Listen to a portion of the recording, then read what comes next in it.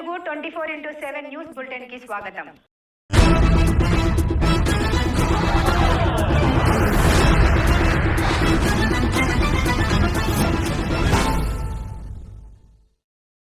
Bobbili AMC కార్యాలయావరణలో ప్రకృతి వ్యవసాయ శాఖ ఆధ్వర్యంలో నవధాన్యాల సాగు కోసం విత్తనాల పంపిణీ కార్యక్రమంలో శాసనసభ్యులు ఆర్వీఎస్ కెకా రంగారావు పాల్గొని రైతులకు నవధాన్యాల కిట్లు పంపిణీ చేశారు.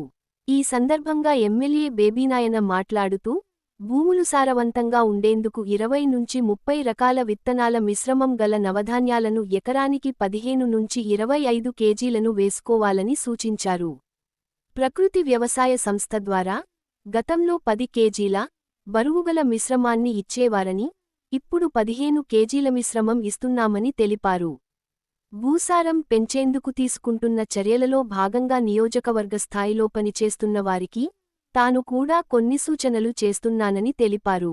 పూర్తిగా రసాయన ఎరువులకు అలవాటు పడిన మన భూములను నెమ్మదిగా ప్రకృతి వ్యవసాయం ద్వారా పూర్వసారాన్ని పునరుద్ధరించేలా ప్రణాళికలు చేస్తున్నామని, తద్వారా క్యాన్సర్ వంటి రోగాలకు అడ్డుకట్ట వేసేందుకు కృషి చేస్తున్నామని వివరించారు. అలాగే భూసారాన్ని పెంచడానికి మరియు రసాయనెరువుల వాడకాన్ని తగ్గించడానికి నవధాన్యాల సాగు అత్యంత శ్రేయస్కరమని, తొలకరి వర్షాలకు ముందు లేదా 2 పంటల మధ్య కాలంలో వీటిని సాగు చేస్తారని అన్నారు.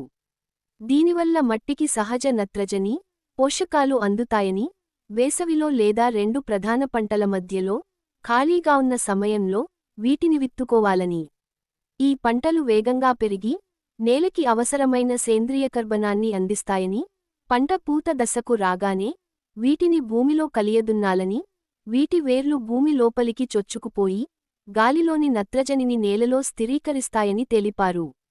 భూమిని నమ్ముకునే రైతులకు కూడా ఎంతో ఉపయోగకరంగా ఉంటుందని తెలియజేశారు. ఈ కార్యక్రమంలో ఏఎంసీ చైర్మన్ నర్సుపల్లి వెంకటనాయుడు, బొబ్బిలి మండల టీడీపీ అధ్యక్షులు వాసిరెడ్డి సత్యనారాయణ, టీడీపీ సీనియర్ నాయకులు అల్లాడ భాస్కర్రావు, పలు గ్రామాల మాజీ సర్పంచులు, టీడీపీ నాయకులు, వ్యవసాయ శాఖ అధికారులు తదితరులు పాల్గొన్నారు. నమస్కారం. ప్రకృతి వ్యవసాయం సంస్థ ద్వారా ఇవాళ నవధాన్యాలు రైతులకి పంపిణీ చేయడం జరిగింది. ఇంతకుముందు 10 కేజీలు ఉన్నటువంటి ప్యాకెట్ని 15 కేజీలకి పెంచి 800 రూపాయలకి చాలా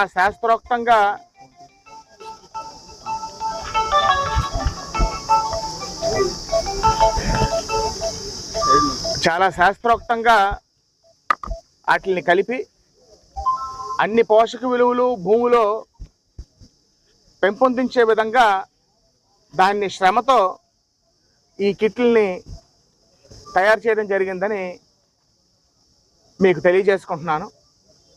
అన్నిటికన్నా ముఖ్యమైన విషయం ఏంటంటే ప్రకృతి వ్యవసాయం అనేది ఏదో రాత్రి జరిగింది కాదు. అది కాలక్రమేణా చేయవలసినటువంటి ప్రక్రియ. నేను ఇప్పుడే వ్యవసాయ అధికారులకి, అదేవిధంగా ప్రకృతి వ్యవసాయాన్ని నియోజకవర్గ స్థాయిలో ప్రచారం చేసి పెంపొందిస్తున్నటువంటి వ్యక్తులకి నేను సూచించడం జరిగింది.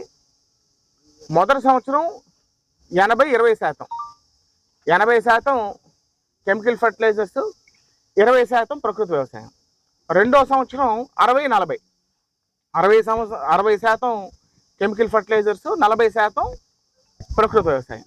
అలాగా సంవత్సరం పెంచుకొని వెళ్ళి ఒక 3-4 సంవత్సరాలు ఈ ప్రకృతి వ్యవసాయానికి సంబంధించింది ఘనజీవామృతం